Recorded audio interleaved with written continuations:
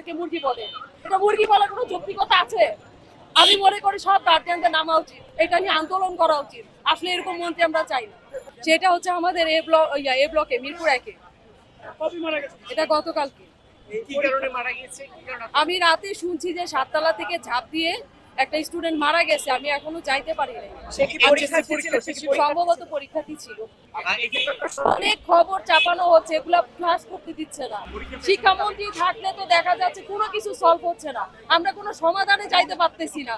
বাচ্চারা পরীক্ষা দিবে কি, পরীক্ষার টেনশনে পরীক্ষা দিতে পারতেছে না, এটা তো কোনো কথা হইতে পারে না, তাই না? বাচ্চারা সুস্থ থাকবে, সুন্দর মতো পরীক্ষা দিবে। আমরাও তো পড়ালেখা করছি, আমরা আনন্দের সাথে পরীক্ষা দিচ্ছি, আর বাচ্চারা এখন টেনশন ফিল করতেছে, বাচ্চারা পরীক্ষা দিতে ভয় পাইতেছে, তারা কষ্ট পাইতেছে, এগুলো নিয়ে তো পরীক্ষা চলে না।